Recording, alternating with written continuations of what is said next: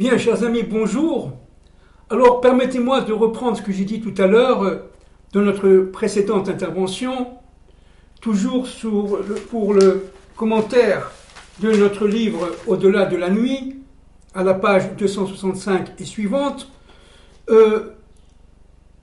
La racine du roi David, par son père, est liée à de nombreuses forces, notamment les forces de Moab et les forces de Boaz.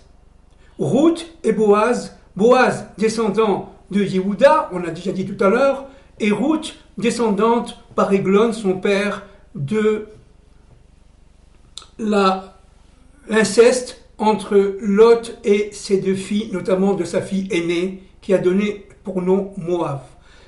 Juste une petite parenthèse ici qui me vient à l'esprit. Comment ça se fait que quelqu'un comme Balak va avoir ce mérite d'avoir une fille comme, enfin une descendante comme Ruth? Qu'est-ce qui s'est passé? Alors le Zohar dit un point très important, c'est que en fin de compte, parce que Balak a sacrifié 42 moutons pour Dieu, 42 étant la valeur symbolique des 42 faces du nom de Dieu, 42 étant 2 fois 21, c'est-à-dire les forces de Moshe par 21 et les forces de son frère Aaron par 21, bon ça c'est un peu compliqué, c'est le Zohar. Eh bien, il faut comprendre que en faisant ça, alors il a eu le mérite d'avoir comme fille, enfin descendante par Eglon, Ruth. Comment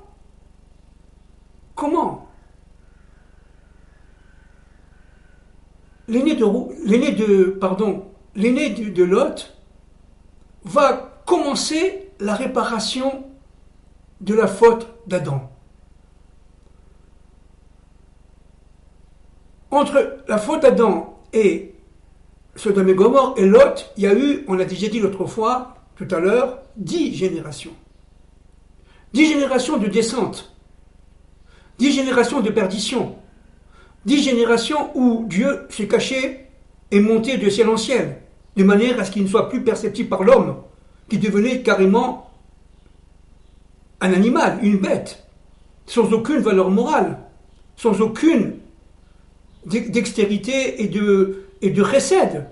En fin de compte, l'homme était pris par des forces impures, de plus en plus diaboliques, sataniques, qui l'empêchaient tout simplement de rencontrer son Dieu. Et le premier tikkun, la première réparation, vient d'un inceste entre l'aîné et son père Lot. Nous avons vu tout à l'heure que dans Bekouma, il y avait ce Vav qui faisait le lien entre le ciel et la terre, mais il y avait aussi ce Shuruk, ça veut dire ce point.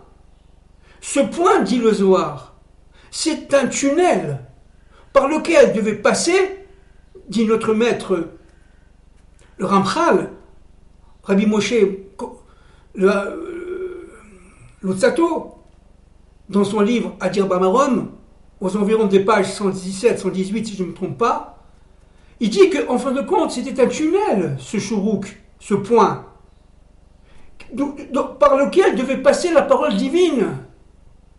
Et que, en fait, le mal, lorsque Dieu s'est retiré quelque part de son monde, il s'est caché, il ne s'est pas retiré, il s'est caché de son monde, le mal a pris, si vous voulez, ce vide pour tout simplement apparaître.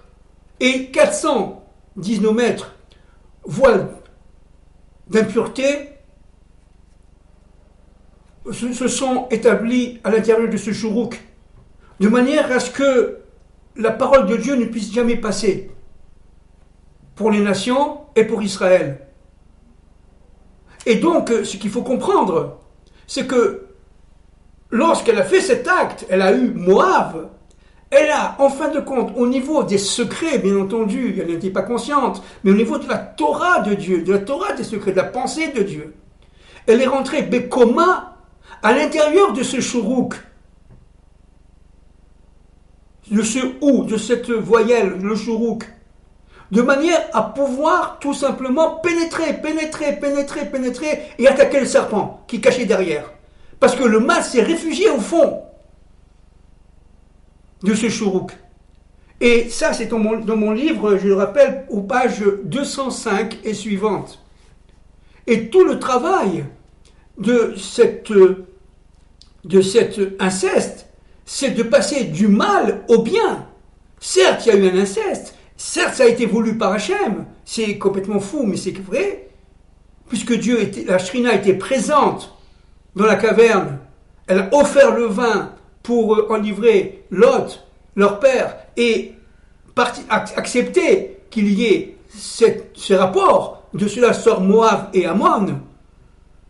Eh bien, elle a pénétré donc dans ce shuruk d'une manière secrète, bien entendu, inconsciente, bien entendu, au niveau spirituel, de manière à débusquer le serpent. Et ça, c'est la première, entre parenthèses, femme qui fait la réparation de la faute de Ève, de Chava, de Ève en français.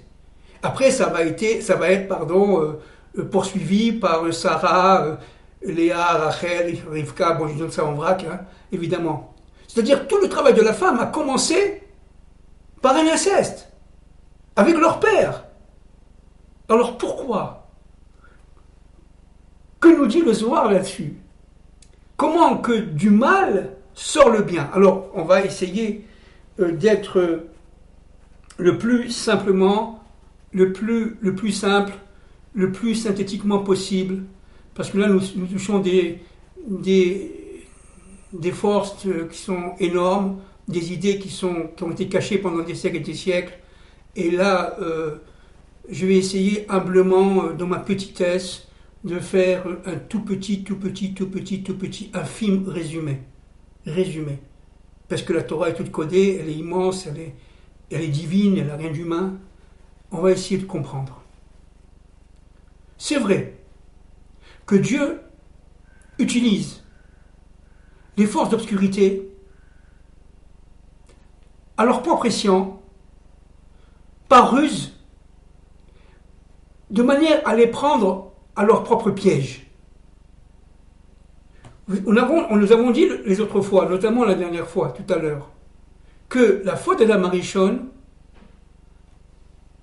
a permis aux âmes saintes qui le composaient d'être prisonnières des forces d'impureté en tombant dans ce monde.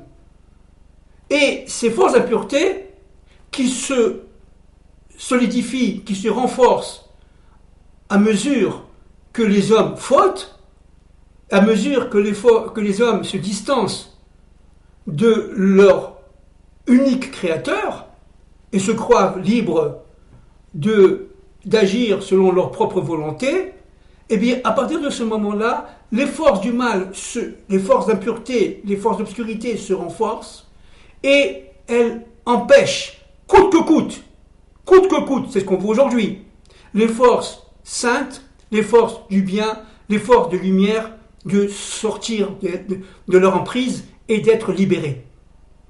Alors que va faire Dieu?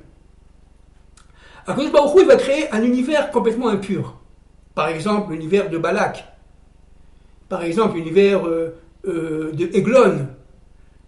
Aujourd'hui, on dirait l'univers de la mondialisation. On dirait aujourd'hui l'univers des élites.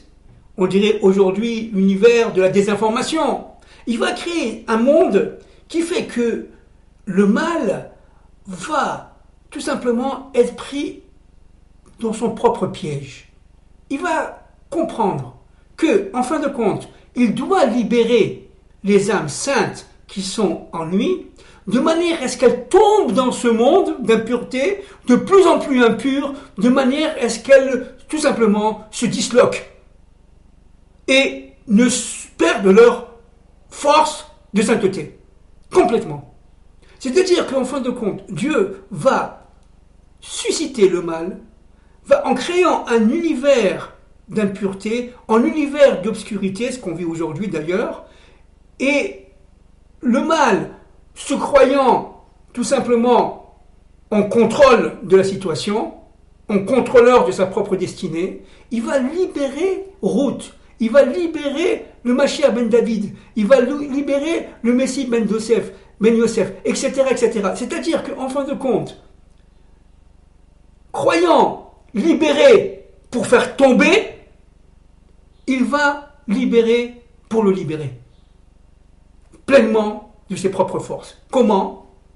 Alors le maître, le Zohar, dit quelque chose de très intéressant. C'est pour cela que Dieu a créé la tchouva, c'est-à-dire le retour vers lui. L'homme est capable du retour vers son Dieu, qu'il soit hébreu ou non hébreu, peu importe. L'essentiel, c'est qu'il descende d'Adam Arishon, parce qu'il a une capacité de connexion unique, qu'il soit juif ou non juif, si vous voulez. Du moment qu'il a, comme on dit un milliard de fois, la lumière intérieure, ce Or Aganouz, alors il est sauvable. Par la tchouva. La tchouva, c'est cette force qui permet d'entrer à l'intérieur de nous-mêmes, jour après jour, par une lutte incroyable contre les forces d'impureté et les forces du mal, de manière à nous pénétrer dans notre propre intériorité, là où Dieu réside.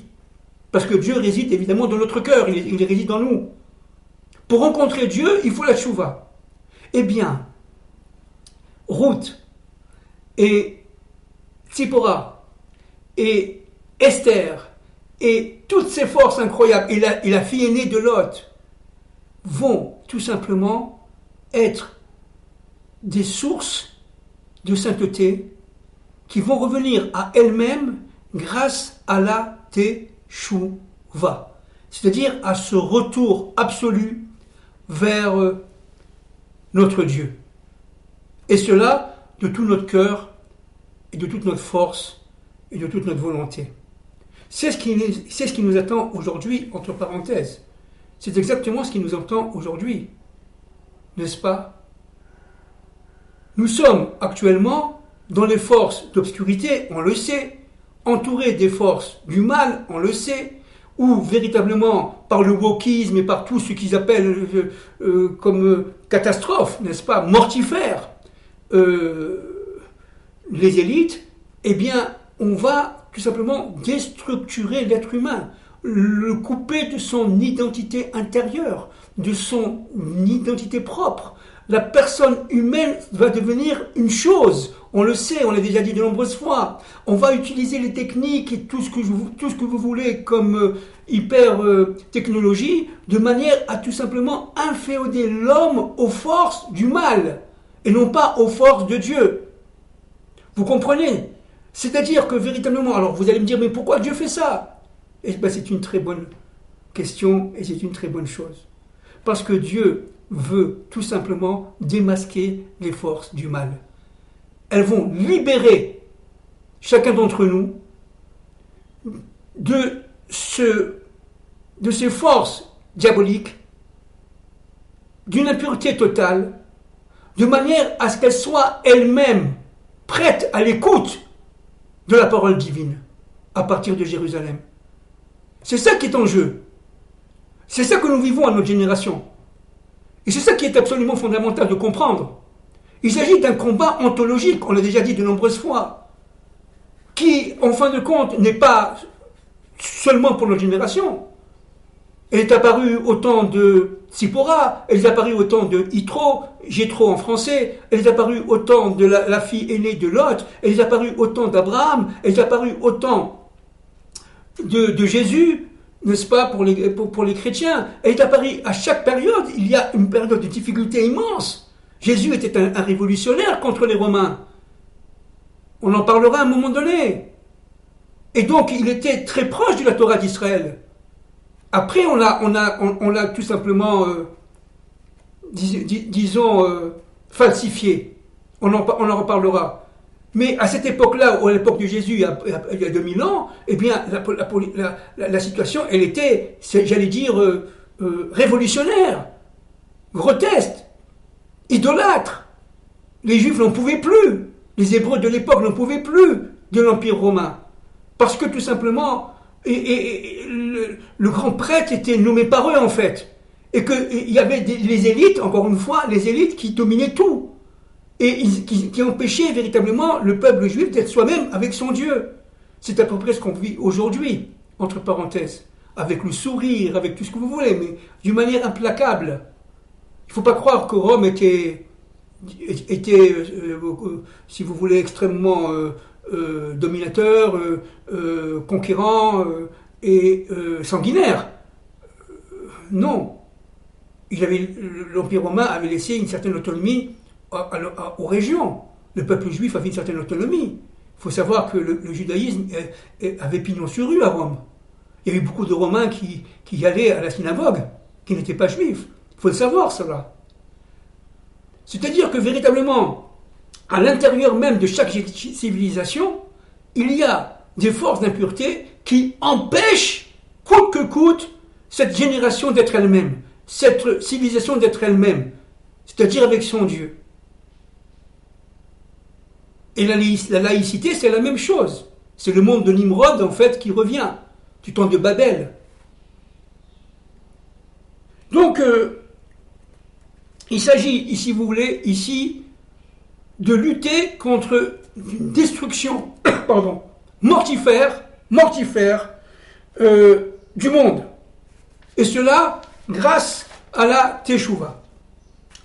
Un point aussi très très important, là je me réfère au Arizal, c'est que, en fait, le Hémet, la vérité, elle ne peut être comprise que si on traverse les univers d'obscurité qui nous entourent.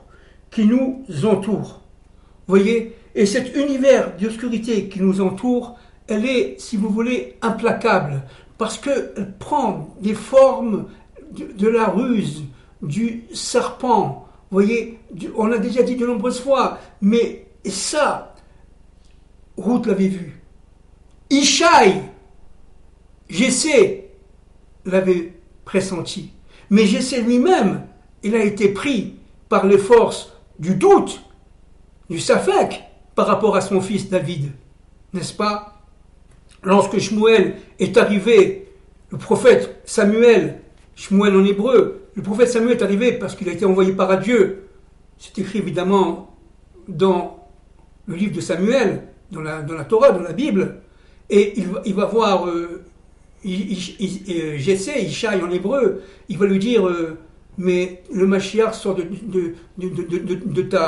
ta famille, de ta semence, toi et ta femme.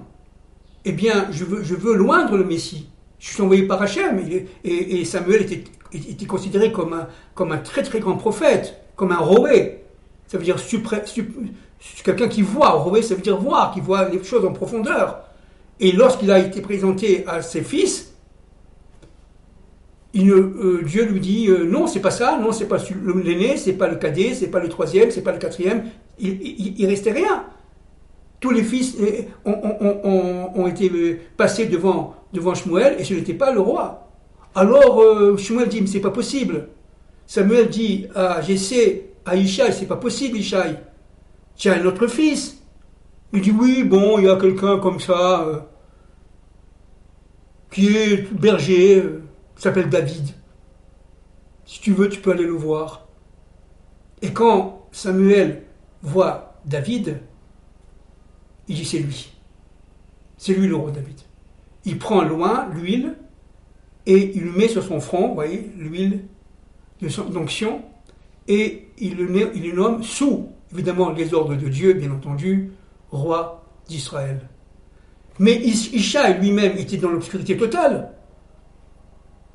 D'ailleurs, entre parenthèses, il aura fallu attendre 20 ans, l'âge de 20 ans du roi David, pour que sa mère aille voir son père, Ishaï, et lui dire mon mari, c'est moi la mère de David. Et Jessé, Ishaï tombait des nues.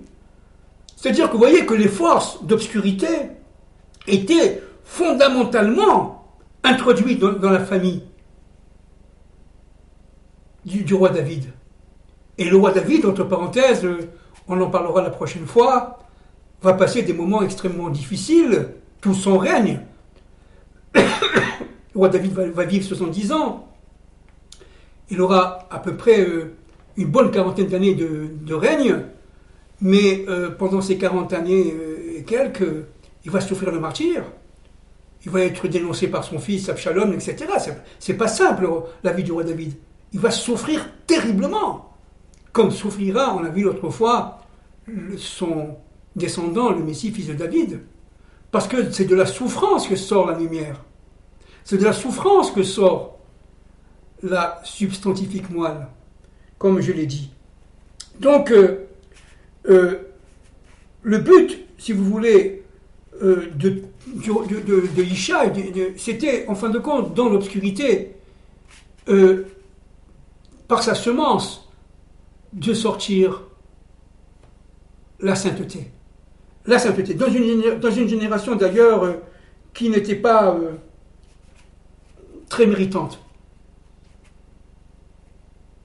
Le but, pour finir, d'Adam était, encore une fois, je le répète, de réaliser la Torah d'Israël, de réaliser la Torah de Dieu, de réaliser la pensée de Dieu. C'était un grand réalisateur, Adam, avant la faute. Après la faute, n'est-ce pas, il est passé de réalisateur à déconnecteur, si vous voulez, à séparateur. Il va séparer les mondes. Il va séparer l'arbre de la connaissance du bien et du mal. Il va être, si vous voulez, non plus acteur, mais spectateur d'une histoire qui va le dépasser complètement, parce que Dieu va se cacher derrière la méta-histoire, derrière l'histoire événementielle. Et le Zohar, pour finir, dit que depuis la destruction du second temple, eh bien, je cite, les générations sont en chute libre, toujours préoccupées par les contingences de la vie quotidienne, que ce soit chez les juifs ou chez les non-juifs. On est tous dans un même panier, on est tous dans une même histoire, nous sommes tous des frères et sœurs, ok? Que ce soit clair. Et ils vont être de plus en plus éloignés des sources véridiques, fondamentales, et c'est très caché du plan de l'histoire. Alors, pour conclure cette intervention, deuxième intervention sur GC, sur Ishaï, je dirais la chose suivante. D'abord, il faut, jour après jour, construire par la tchouva notre édifice, notre monde. Et notre monde ne descend pas à partir de nous-mêmes. Nous sommes la résultante d'une dynamique familiale, d'une dynamique antérieure. Nous ne sommes pas arrivés dans ce monde comme cela. Dans ce monde, il y a une infinité de mondes spirituels. Il y a aussi une infinité de mondes matériels. Il faut faire le lien entre les différents mondes qui sont les nôtres. Mais pour cela, on a besoin de nos antécédents, de nos ancêtres, de notre parcours familial, de notre engendrement. Sans l'engendrement, il n'y a pas de vérité, il n'y a pas d'émet. Sans le lien entre le ciel et la terre, il n'y a que et que la destruction, que et que le chaos. C'est une dynamique mortifère. Nous avons le choix entre vivre ou mourir. La véritable mort, c'est tout simplement la séparation de notre intériorité et de notre extériorité. La véritable mort, c'est le fait de vivre dans ces voiles, qui sont des voiles certes judicieux, certes rusés, certes à la limite très agréables, mais pervers, extrêmement obscurs. Et donc, j'espère que Bezrat Hashem, nous allons arriver à cette époque de Géoula, de délivrance, que après et pendant la guerre de Gog et Magog que nous allons vivre, je pense, à notre génération, eh bien, les forces du mal vont s'effondrer, vont disparaître de la carte, que enfin notre famille spirituelle, notre famille universelle va se reconstituer, des âmes qui sont, disons, prêtes à acquérir la lumière divine de manière à la réaliser, à réaliser la volonté divine dans sa propre histoire. Merci beaucoup.